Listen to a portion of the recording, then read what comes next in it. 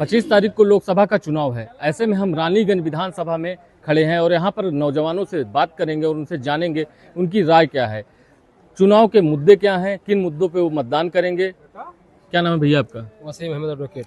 वकील साहब, 2024 का चुनाव है लोकसभा का, मुद्दे आपके क्या हैं? देखिए, सबसे पहले मैं आपको यहाँ पर हमारे गांव में आए हैं, आपको इस्तकबाल करते हैं, धन्यवाद देते हैं। 2024 का चुनाव कोई पहले की तरह आम चुनाव की तरह यह चुनाव नहीं है। यह चुनाव पूरे देश के संविधान को बचाने के चुनाव है। और देश में जो अराजकता, जो बेरोजगारी और जो तानाशाही रवैया अपनाया गया, उसी के खिलाफ ये चुनाव लड़ा जा रहा है। और इंडिया गठबंधन के हम लोग समर्थक हैं। इंडिया गठबंधन का जो भी प्रत्याशी, हम लोग उसको चुनाव देंगे और संविधान बचाने के चुनाव ये लोग हम लोग लड़ रहे हैं 2024 में। और हम लोगों की कोशिश है कि बेरोजगार आदमी, नौजवान आदमी इसमें पूरी तरह से सहभागिता करें और इंडिया गठबंधन को जिताएं और उनकी सरकार बनाएं। आप इंडिया गठबंधन की बात कर रहे हैं, मोदी जी पूरे देश की बात कर रहे हैं, विश्व में डंका बज रहा है। कभी ऐसा नहीं हुआ माइनॉरिटी के करीब 40+ बच्चे IAS IPS टॉप किए हैं। ठीक है, वो तो अपने बलबूते पे कामयाब हुए हैं, वो तो अलग बात है। लेकिन व्यापक बड़े क्या इसके पहले नहीं पढ़ते थे बच्चे? नहीं पढ़ते थे। अगर मुस्लिम युवा की बात की जाए, मुस्लिम कम्युनिटी की बात की जाए, तो क्या इसके पहले शिक्षा में बच्चे नहीं थे? नहीं, हमारे बच्चे पहले शिक्षा में थोड़ा बहुत कम रुझान रखते थे, लेकिन अब जब से रख रहे हैं वो इंशाल्लाह आगे इसको मानते हैं ना, बीजेपी सरकार में मुस्लिम पढ़ाई लिखाई में ज्यादा ध्यान दिया। नहीं, ऐसा नहीं है। बीजेपी सरकार में मुस्लिम युवाओं का या मुस्लिम बिरादरी का उपेक्षित किया गया है और तमाम मुद्दे हैं उसको फिलहाल चुनाव से संबंधित नहीं किया जा सकता है। बहुत तरीके से उपेक्षित किया गया है। हम लोग आहत हैं मोदी जी से। आहत क्या, अगर हवा चलती है तो सभी को लगती है। अगर कोई चीज़ें निकल के आती हैं, अगर कोई व्यवस्था में कोई चीज़ें आती हैं, कोई सुविधाएं अगर आती हैं तो सबको मिलती हैं। उसमें क्या मुस्लिम क्या हिंदू, अगर आवास बटे हैं तो मुस्लिमों को भी मिले हैं। नहीं मिले हैं, बेशक वो तो मतलब सरकारी चीज़ है। अगर एक स्कीम निकलती है सबके लिए निकलती है, लेकिन अंदर कुछ बात रहती है, बाहर कुछ बात रहती है। जुमलेबाजी की सरकार रही है। जो इन्होंने वादा किया था वादा नहीं पूरा किया और पूरे समाज को उपेक्षित किया गया है और अपने वादे पे खड़े नहीं उतरे। स्टेशन का सौंदर्यीकरण की बात कर लीजिए, 1 नंबर पे चल रहा है। हाईवेज की बात करें, पूरे प्रदेश को हाईवे के मकड़ जाल से उन्होंने बुन दिया है। उनका कहना है पूरा प्रदेश गड्ढा मुक्त कर दिए हैं। विकास की बात करें तो घर घर राशन पहुंचाने का काम कर रहे हैं, आवास दे रहे हैं, किसान सम्मान निधि दे रहे हैं। ऐसे में कहाँ कमियां रह गई? ये तो सरकार का जो एजेंडा है, जो नियम है, वो तो चाहे जिसकी सरकार रहेगी वो सौंदर्यीकरण करेगा, विकास करेगा। वो तो अपने घर से कोई करता नहीं है। वो आम जनता का पैसा है, आम जनता की गाढ़ी कमाई है, उसको पूरा करना पड़ेगा, चाहे बीजेपी की सरकार हो, चाहे इंडिया गठबंधन की सरकार हो, चाहे जिसकी सरकार हो। तो कमी कहाँ रह गई? कमी ये रह गई, सबसे बड़ी बात तो बीजेपी वालों ने तुष्टीकरण की राजनीति किया, छोटे बड़ी की राजनीति किया। तुष्टीकरण की राजनीति तो अखिलेश भी करते हैं। नहीं, ऐसा नहीं है। अखिलेश आप देख लीजिए, आपके यहाँ 7 विधानसभा है, 7 विधानसभा में हमेशा टिकट मांगे हैं मुसलमानों ने, कभी नहीं मिला। ये क्षेत्रीय पार्टी है, हम क्षेत्रीय पार्टी को कमेंट नहीं करते हैं। ये चूंकि केंद्र का चुनाव है और केंद्र वालों को तुष्टीकरण नहीं करना चाहिए, क्योंकि उनको पूरे देश की बात होती है। तो प्रदेश, तो अखिलेश जी मान लीजिए प्रदेश की बात है। तो मूड बना ली है बदलाव का? जी, पूरी तरीके से हम पूरे नौजवान साथी मूड बना चुके हैं कि सत्ता का परिवर्तन हो। क्या नाम है भैया आपका? शाबान एडवोकेट। वकील साहब, आप भी अधिवक्ता हैं, बुद्धिजीवी वर्ग से आते हैं, मुद्दे क्या हैं आपके? मुद्दे जो है शिक्षा है, हॉस्पिटल, ये सब मुद्दे हैं हमारे। हॉस्पिटल, जितना मेडिकल कॉलेज भाजपा की गवर्नमेंट में खुला, किसी के गवर्नमेंट नहीं खुला, क्या कहेंगे? सब कागज पे खुला है। प्रतापगढ़ को भी मेडिकल कॉलेज में बदल दिया गया। कहाँ बदल दिया गया, सब कागज पे है। अरे मेडिकल कॉलेज चल रहा है बराबर। कहाँ किस जगह चल रहा है? प्रतापगढ़ जो जिला अस्पताल था उसको मेडिकल कॉलेज बनाया गया है। बिल्डिंगें देखिए, व्यवस्थाएं देखिए। सब व्यवस्थाएं ऐसे हैं, लेकिन निरीक्षण किया जाए तो कुछ नहीं है मौके पे। व्यवस्था नहीं है ये आप कह सकते हैं, लेकिन ये अगर कहिए कॉलेज नहीं है तो गलत है ना। किसी के कामों को नकारा नहीं जा सकता। नकारा तो नहीं जा सकता, सही आप कह रहे हैं। तो मुद्दे क्या होंगे? मुद्दे इस बार बस सरकार चेंज करना है, इंडिया मतलब बदलाव चाहिए बस आपको? बदलाव चाहिए। काम हुआ है नहीं हुआ, बदलाव चाहिए। बदलाव। क्या नाम भैया आपका? अच्छा, आप भी वकील साहब ही हैं, मतलब यहाँ सब अधिवक्ता ही हैं लग रहा है। क्या मंशा है इस बार, किस तरह का चुनाव होगा, मुद्दे क्या होंगे? आप बुद्धिजीवी। मुद्दे तो यही हैं कि शिक्षा, रोजगार, ये सब तो जरूरी है। और संविधान, मेन तो मसला है संविधान का। क्या संविधान खतरे में है? संविधान खतरे में है, बिल्कुल खतरे में कहाँ है। भी जो बाबा साहब अम्बेडकर ने जो संविधान लिखा है, क्या उसमें छेड़छाड़ हो सकती है? छेड़छाड़ हो रही है और पूरा उसको आप खत्म अधिवक्ता करना- हैं, कुछ खुलकर बताएं। हाँ, इसमें क्योंकि छेड़छाड़ हो रही है। कॉन्स्टिट्यूशन जो है उसको आप लोग हमसे बेहतर पढ़ते हैं। जी जी हाँ, हम लोग पढ़ते हैं, जानते हैं कि क्या इसमें कर सकते हैं इसमें क्या फायदा है, क्या नुकसान है। कॉन्स्टिट्यूशन में क्या बदलाव लेके आ रहे हैं? अरे बहुत सारे बदलाव आ जाएंगे, यहाँ तक कि हमें वोट देने का अधिकार भी हम लोगों से छीन लिया जाएगा। आप लोगों से या किसी वर्ग से? सभी वर्गों से, जैसे अन्य कंट्रियों में है वैसी व्यवस्था यहाँ लागू होगी आने वाले, अगर अब की बार आ गए। कौन बताता है आपको इस तरह से? अरे हम पढ़े लिखे हैं, हम खुद देख रहे हैं, सब समझ रहे हैं क्या इनकी चाल है। क्या चालें, कुछ क्लियर करें, आवाम जानना चाहती है। आवाम जानना चाहती है तो मैं बताना चाहता हूँ। आप बुद्धिजीवी वर्ग से आते हैं, ये सब चीजें हर कोई बता नहीं सकता। अगर आप बताना चाह रहे हैं तो बताइए खुल के। खुल के क्या बताएं, अब जो है सबके सामने है और सब देख रहे हैं, सबकी आंखें खुल गई हैं। परिवर्तन की लहर बह चुकी है। तो परिवर्तन होगा, परिवर्तन होगा, सरकार बदलेगी, बदलेगी। यहाँ पे प्रथमेश मिश्रा बसपा से बहुत जोरों से लड़ाई में लगे हुए हैं। रानीगंज आपका बसपाइयों का गढ़ भी रहा है, गढ़ माना जाता है। वहीं देखा जाए तो जो सांसद हैं संगम लाल, वो भी लगे हुए हैं उनकी पक्ष में मीटिंग करने के लिए। पीएम मोदी, अमित शाह, सीएम सब आ रहे हैं। तो ऐसे में क्या कुछ बदलाव हो, इनका कुछ असर पड़ेगा? कुछ असर नहीं पड़ रहा है, कोई बदलाव नहीं होने वाला है। यहाँ से इंडिया गठबंधन जीतेगा। ठीक, और भी लोग हैं, हम बात करेंगे उनसे। क्या नाम है भैया आपका? मेरा नाम इकरार अहमद। अधिवक्ता हैं आप? नहीं, अधिवक्ता बेरोजगार है। बेरोजगार हैं, इस उम्र में बेरोजगार? हाँ, बेरोजगार है।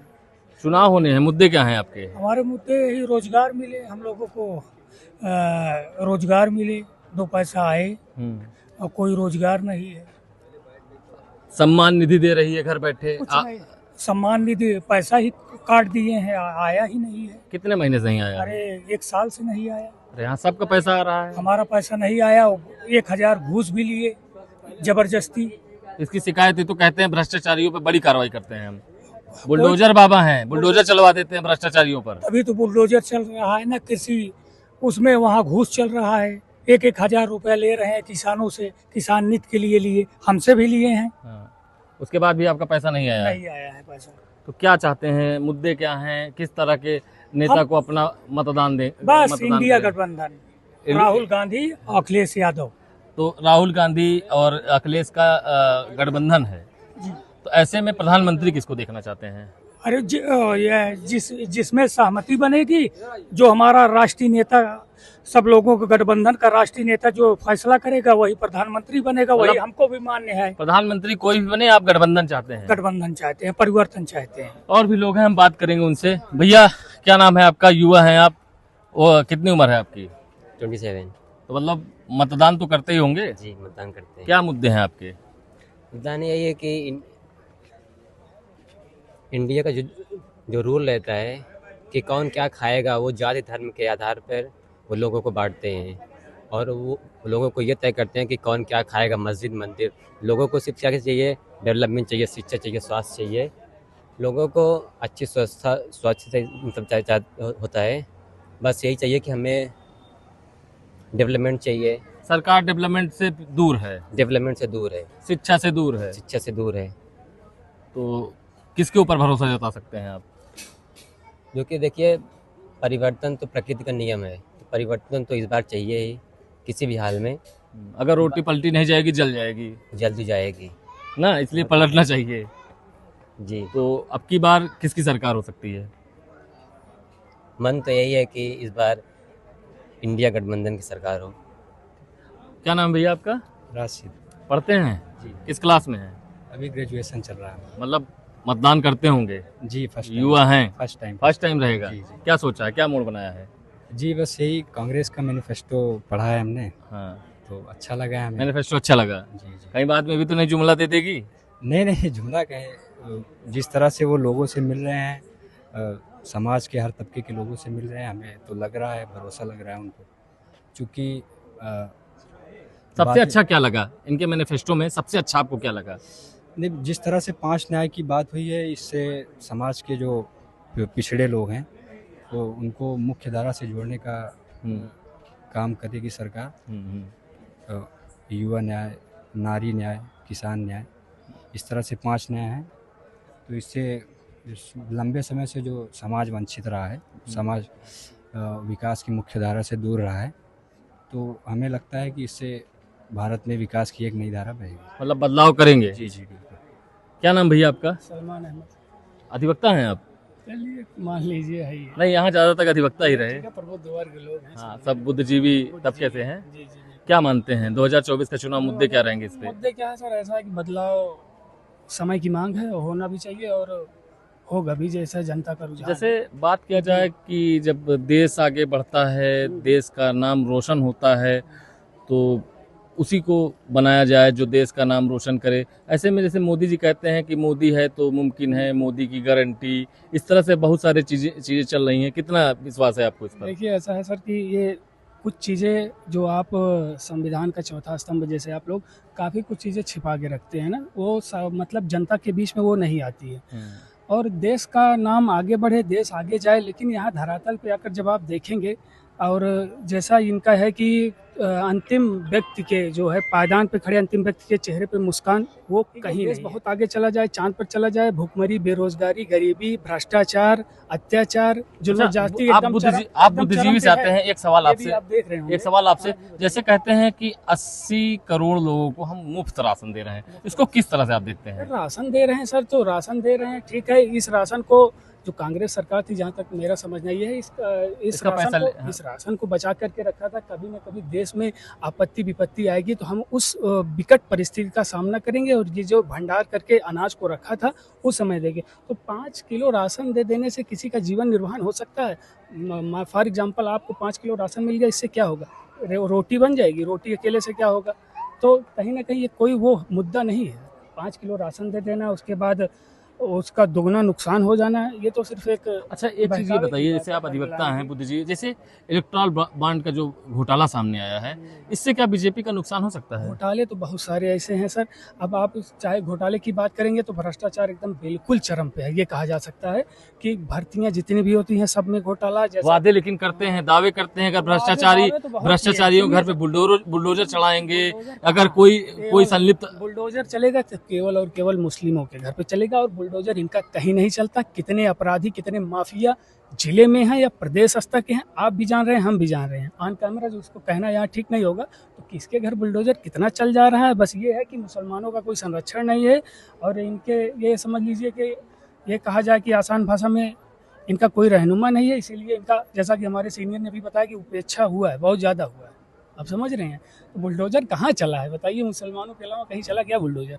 बहुत सारे माफिया, अभी हमको लिस्ट गिनाएंगे तो अगर प्रतापगढ़ की बात, ऊपर 150 से ज्यादा गंभीर धाराओं में मुकदमा पंजीकृत है। अगर बुलडोजर की बात की जाए, प्रतापगढ़ के आसपुर देवसरा के जो थे नेता सपा के, उनके यहाँ भी चला, जिसको कहते हैं कि आप एकाध बिकरू कांड हुआ था वहाँ, उसके यहाँ भी चला था। बिकरू कांड में, विकास के यहाँ बिकरू कांड में देखिए वो परिस्थिति दूसरी थी। वहाँ पे प्रशासन की, मतलब प्रशासन के लोगों की, कई लोगों की वहाँ हत्या हुई। इसमें सीओ या कई एडिशनल या एसआई, सब इंस्पेक्टर जो भी रहे, दोष चलाया गया। स्वाभाविक था, मतलब ठीक है, कानून को मेंटेन करने के लिए और उस परिस्थिति को मेंटेन करने के लिए ऐसा एक्शन लिया जाना वहाँ उचित था मेरे हिसाब से। क्या मानते हैं आप, क्या होना चाहिए? अभी चुनाव है, इसमें चुनाव है, जनता परिवर्तन की राह देख रही है, निश्चित ही परिवर्तन होगा। अगर वो 5 किलो राशन दे रहे हैं तो राहुल जी भी कह रहे हैं हम 10 किलो राशन देंगे। और रहा सवाल इसका कि इनका क्या घोषणा पत्र, मैनिफेस्टो भी, जैसे 15 लाख रुपए देंगे, उसके बाद वही मोदी जी, अमित शाह चुनाव के बाद ये कहते हैं कि यार 15 लाख हर अकाउंट में जाएगा। ये तो एक चुनावी स्टंट है। 22 में संभव ही नहीं है। 22 में भी लहर बहुत अच्छी थी, हारने के बाद बोले ईवीएम की गलती है। ईवीएम की गलती तो भाई क्या है, वो टेक्निकल है, हम लोग उसके अंदर तक नहीं जा सकते या हमको नहीं जानकारी है। कोई आप लोगों के माध्यम से हम लोग को जानकारी हो जाती है, हाँ यार ईवीएम हैक हुआ, ये हुआ। अब इसकी वास्तविकता क्या है, धरातल पे जाने के बाद ही पता चलेगा। कुल मिला के बदलाव मांगते हैं, निश्चित बदलाव चाहिए। ये थे रानीगंज की बुद्धिजीवी वर्ग, अधिवक्ता इसमें ज्यादा थे। इनका सबका कहना है कि कॉन्स्टिट्यूशन खतरे में है, संविधान खतरे में है, उसको बचाना है तो देश में बदलाव चाहिए, परिवर्तन की ओर चल रहे हैं ये लोग। फिलहाल देखते रहिए, हम और लोगों से बात